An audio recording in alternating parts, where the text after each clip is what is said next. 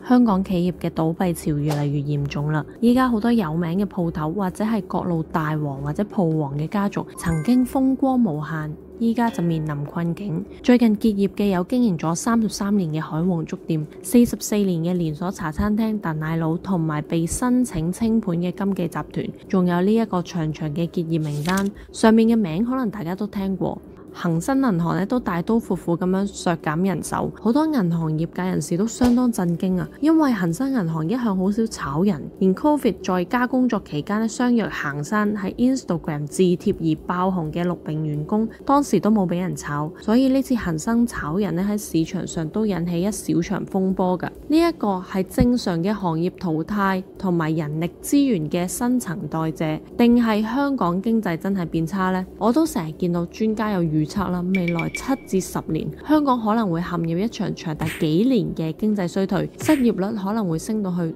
5至6.5%。呢啲數字到底合唔合乎邏輯呢？作為一個 YouTuber， 知道如果我起一個大標題話樓價要跌7成、8成、9成，一定可以爆 view， 但係作為一個投資者或者市場參與者，我唔想觀眾睇完呢條片得個驚或者得個爽字去販賣焦慮，而係俾一啲數據客觀咁樣幫助到大家。如果覺得香港仍然要行一段好長嘅衰退之路嘅朋友，留言 yes； 覺得香港最壞嘅時間已經過去，留言 no。等我知道你哋嘅睇法。其實大家最驚嘅唔係單一企業倒閉，而係倒閉潮引起嘅連鎖反應。企業倒閉可能就有幾十至幾百人失業，而呢啲失業嘅人收入突然中斷，消費市場咧就自然萎縮。慢慢隨住時間推移，你會發現鋪頭少咗人買嘢，餐廳入座率又低咗，條街吉鋪多咗，人流都少咗，鋪頭做唔住要執笠，就會更加多人失業，更加少人消費，形成一個惡性循環。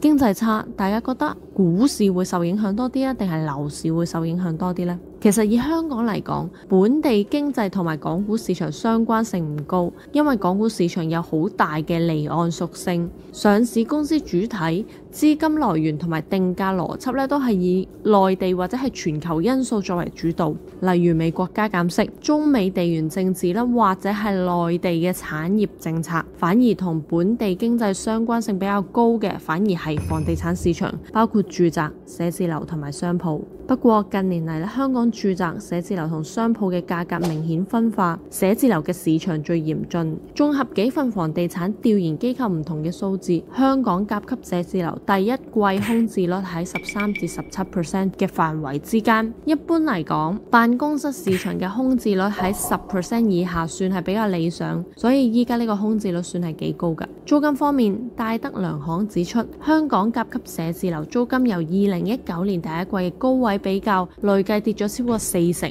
不過第一季甲級寫字樓整體淨吸納量錄得正14.37萬方尺，連續第6季錄得正吸納量。雖然係咁，但係我嘅睇法係寫字樓仍未見底，因為供過於求嘅情況仍然未扭轉。2025年預計將會有300萬平方尺新寫字樓供應入市，新嘅供應將會繼續推高空置率，而且就算淨吸納量連續為正，但係需求仍然差過疫情之前嘅水平。我同過好多公司傾過，其實佢哋之前因為政治或者經濟原因咧執咗香港個 department， 依家要唔要重開，其實都係猶豫嘅。或者係咁講啦，本身就算香港有業務，仍然保留緊喺度，佢哋擴大生意嘅意願都相當有限，好多公司都行緊保守策略，當然都有部分係例外嘅。我以前做過嘢嘅嗰間券商，睇財務報表咧，近1-2年淨利潤係高咗唔少嘅，因為前面講咗啦，甲級寫字樓比起高位係跌咗4成，成本平咗，淨利潤自然多咗。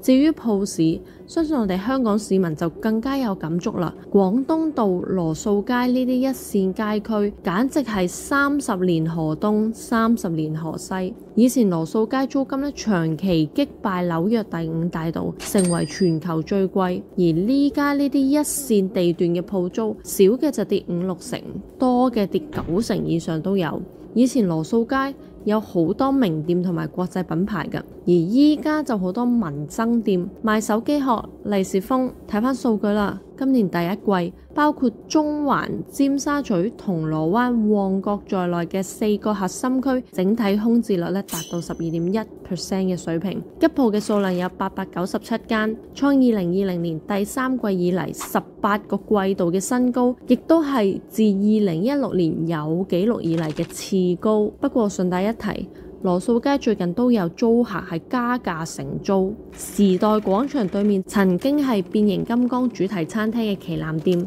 今年2月初約滿之後，俾一間金融機構以月租大約140萬承租，尺租大約係197蚊，比之前嘅餐廳係貴咗40%入。當然啦，比喺高位係奢侈品牌租賃嗰陣時，每尺接近1700蚊嘅天價，仍然低咗8%。不過當然都係因為夠平，所以先有品牌想趁平喺核心街區插旗啦。其實喺寫字樓同埋商鋪嘅例子，我哋都隱約觀察到香港有咩行業都仲係做得住。我睇金融業仍然係香港嘅第一賽道。當然啦，都唔係全部金融業都好勁，恒生銀行都炒人啦，好多 bankers 都失業。我等一陣咧會講邊啲係好勁，邊啲係唔好勁。講返商鋪啦。除咗一開始經濟差令到消費萎縮嘅循環之外，有3個結構性嘅原因係令到香港商鋪價格大跌。首先，網購嘅普及，我哋喺屋企啦打開個 app， 淘寶、拼多多、Amazon 就可以取代行街呢一個動作。第二，內地高端客咧唔再熱衷嚟香港購物啦，一來港匯唔算平，而且以前咧好多淨係香港先有嘅國際品牌或者款式咧，依家中國都同步咗啦。內地高端客買名牌其實可以喺海南免稅店或者係直接去日本啊或者歐洲買，仲平過香港添，而且選擇仲更加豐富。第三，就係自從通關之後咧，香港人都幾熱衷北上消費，行山姆、飲喜茶，一樣嘅價錢可以獲得更高質素嘅體驗。而呢個情況如果冇改變嘅話咧，你話商鋪嘅價格想長期向上都好難嘅。當然香港政府咧都想做啲嘢去挽救零售業啊、旅遊業。例如對上一個3月咧，政府形容係超級3月，有7人欖球賽啦，同埋巴塞爾藝術展。財政司司長陳茂波就話，連串嘅大型盛事推動之下咧，香港3月份已接待嘅旅客按年增加咗12%，包括大約96萬嘅非內地旅客。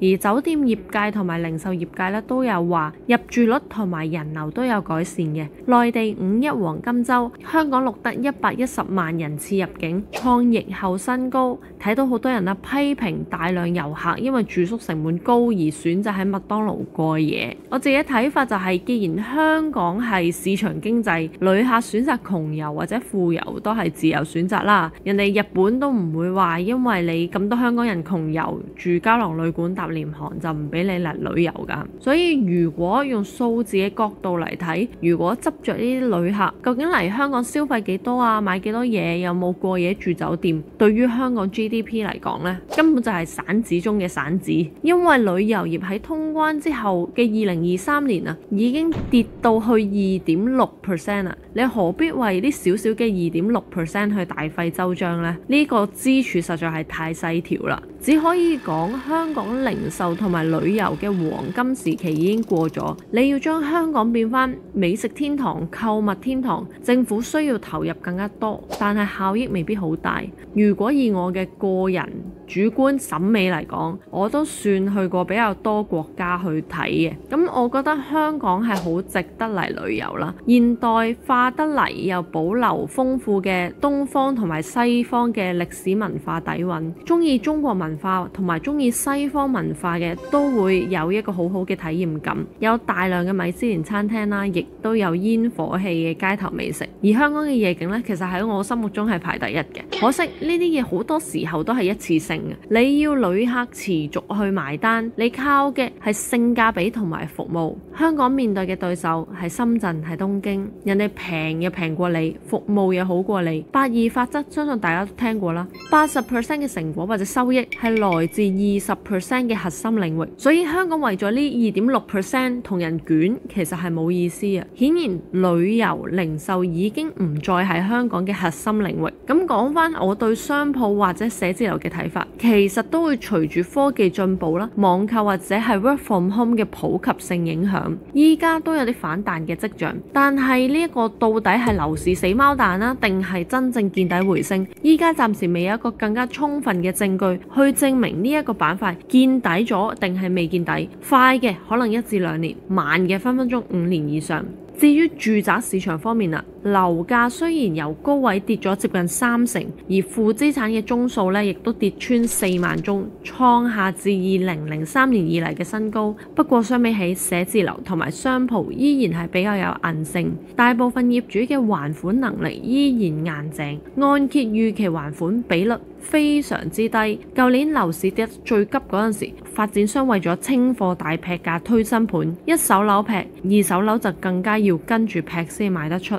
不過時至今日，發展商急劈價嘅情況明顯減少，但係已經陸續有發展商加價推新盤啦。當然呢個加價嘅幅度唔會好大，都係介乎1至3% 之間。主要因為之前實在劈得太勁，依家買家同賣家揾到一個平衡點，就好似你股市大插完之後，你慢慢去到一個波幅收窄嘅位置，進入一個窄幅上落嘅待變狀態，加上拆息回落，供樓壓力慢慢減輕，對於有心真係買樓有需要嘅朋友嚟講，顯然係好消息。雖然個價錢咧未開始好明顯咁反彈啦，至少成交量咧慢慢係好轉咗，有助發展商回籠資金，市場信心逐步翻嚟。住宅同埋商鋪寫字樓最大嘅唔同就係佢嘅租金走勢。住宅嘅租金呢2年表現係唔錯嘅，中原城市租金指數係由低位反彈超過14%，距離歷史高位只係差1個碼步。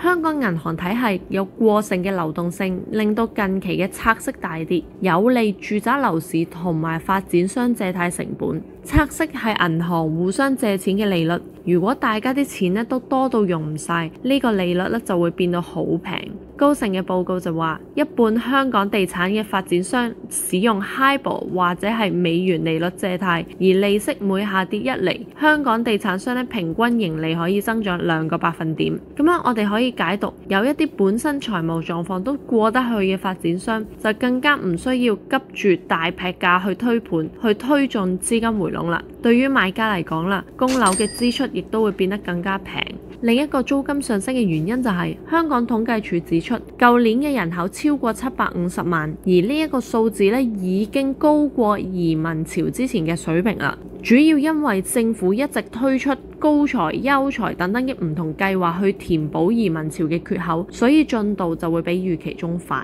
所以喺美國減息、拆息回落同埋租金上升嘅情況之下咧，租金回報率已經慢慢追近按揭利率啦。如果公平個租嘅時代重新嚟臨，對於投資者嚟講咧，吸引力係會明顯提升。當然你話會唔會係一個吸引到會發達嘅投資呢？咁又當然唔係啦。但對於有自用需要或者係負擔得起嘅朋友，入市信心會大咗。我睇未來1-2年香港住宅市道，你話非常理想，當然又談唔上，但係最差嘅時間已經過去，只係短期內欠缺一個向上嘅催化劑，有一段時間可能仲需要喺底部橫行整固去消化。呢一個就係睇政府點樣努力去幫下香港轉型啦。仲記得舊年2月，摩根士丹利前亞洲區主席羅奇 Stephen Roach 喺英國金融時報上面話，香港已經玩完 ，Hong Kong is over。當時呢個說話真係嚇親唔少人。結果時隔1年啦，呢位大淡友居然改口，話修正緊對香港嘅睇法。羅奇喺前2年嘅文章嗰度指出香港3大死因，包括香港同埋內地嘅聯繫日益緊密之下，憂慮內地經濟放緩同埋拖累香港嘅前景；中美局勢緊張，香港或者係被捲入中美博弈嘅夾縫；又憂慮內地對香港嘅干預增加，削弱咗香港嘅高度自治。事隔1年，羅奇接受彭博社嘅訪問就話，中美局勢越嚟越緊張，但係香港冇如預期中遭受一個重創，反而可能從中受益。原因係香港係中國最重要嘅國際金融窗口咁話，享有獨特地位。呢一個同佢最初嘅想法完全相反。報道又指出，隨住中美科技嘅博弈不斷升級，內地企業爭相去集資，推動咗今年外資大量湧入港股。今年港股表現其實都唔錯㗎，咁我都講下我對新股嘅睇法啦。